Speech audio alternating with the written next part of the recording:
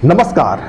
महाराष्ट्र के चुनावी कैंपेन के दौरान योगी आदित्यनाथ जी ने कांग्रेस के राष्ट्रीय अध्यक्ष मल्लिकार्जुन खड़गे के परिवार के साथ आजादी के वक्त हैदराबाद के निजाम के रजाकारों के द्वारा जो हिंसा की गई थी उस हिंसा का जिक्र एक रैली में किया। आखिर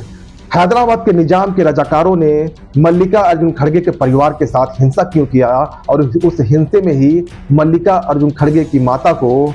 जिंदा जला दिया गया था। तो आज हम वीडियो में समझेंगे आखिर वो हिंसा का मूल कारण क्या था। जिस हैदराबाद के निजाम के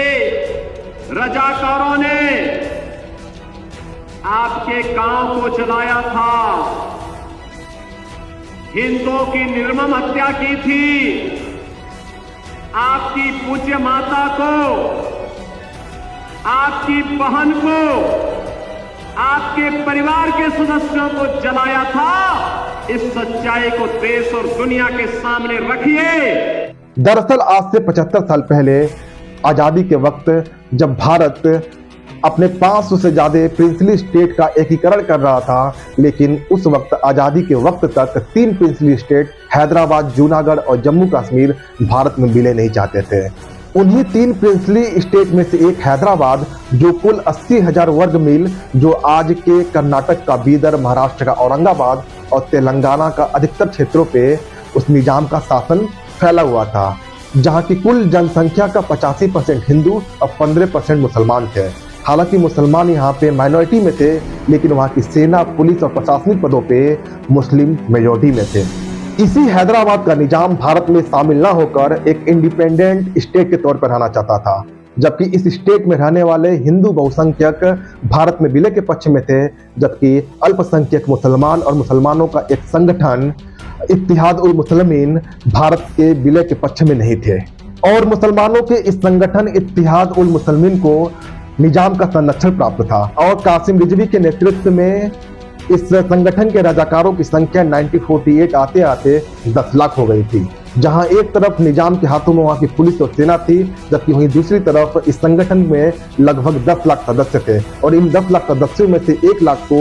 हाथ में बंदूक थमाई गई और उन्हें बंदूक चलाने का प्रशिक्षण दिया गया। और जब 15 अगस्त 1947 के दिन जब भारत स्वतंत्र हुआ, पूरा देश खुशियों के उमंग में झूम रहा था, अपना स्वतंत्रता को सेलिब्रेट कर रहा था, भारत के तिरंगे को फहरा रहा था, तो उस वक्त हैदराबाद के हिंदू बहुसंख्यक ने भी उस भारत की आज़ादी को सेलिब्रेट किया। लेकिन जिन जिन लोगों ने भारत की आज़ादी को सेलिब्रेट किया, भारत के झंडे को फहराया, उनको इन रजाकारों ने चुन चुन कर मारा और नंगी तलवार और बंदूक लेके हैदराबाद की सड़कों पे जुलूस तक निकाला था। और जिन हिंदुओं ने भारत के पक्ष में भारत के आज़ादी के नारे लगाए और उनको जान से मार भी डाला था। और निजाम के रजाकारों के द्वारा ये बर्बरता केवल 15 अगस्त 1947 के दिन नहीं किया गया। ये इस तरह की बर्बरता 1948 तक, जब तक 16 सितंबर 1948 के दिन जब भारतीय सेना ने हैदराबाद के ऊपर कूच करके जब तक हैदराबाद को स्वतंत्र नहीं करा लिया, तब तक वहां के रजाकारों ने हिंदू बाहुल क्षेत्रों में आगजनी, मारपीट, हत्या, यहाँ तक कि महिलाओं के साथ दुर्व्यवहार और बलात्कार तक किया। उसी लगभग 1.5 साल तक चले इस हिंसा के दौरान ही मल्लिकार्जुन खड़गे का परिवार, जो आज के कर्नाटका के क्षेत्र में आता है, लेकिन उस वक्त हैदराबाद के निजाम के क्षेत्र में था, बीदर जिले के बारावट्टी क्षेत्र में ही मल्लिकार्जुन खड़गे जी का गांव भी था। और उन्हीं रजाकारों के हिंसा के दौरान जब उन रजाकारों ने उस पूरे गांव में आग लगा दिया था, तो उस वक्त मल्लिकार्जुन खड़गे का पूरा परिवार, जिसमें उनकी माता, बहन और पूरा परिवार जल के राख हो गया था। और किसी तरह मल्लिकार्जुन खड़गे और उनके पिताजी किसी तरह जंगल में छिप के अपना जान बचाया था। तो उसी घटना का जिक्र करते हुए योगी आदित्यनाथ ने महाराष्ट्र के चुनाव में मल्लिकार्जुन खड़गे जी से पूछा, आप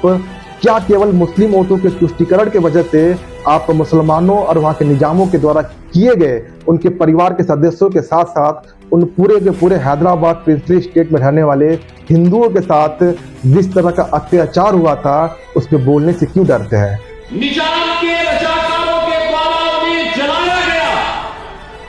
खड़गे जी सच्चाई को नहीं बोलना चाहते,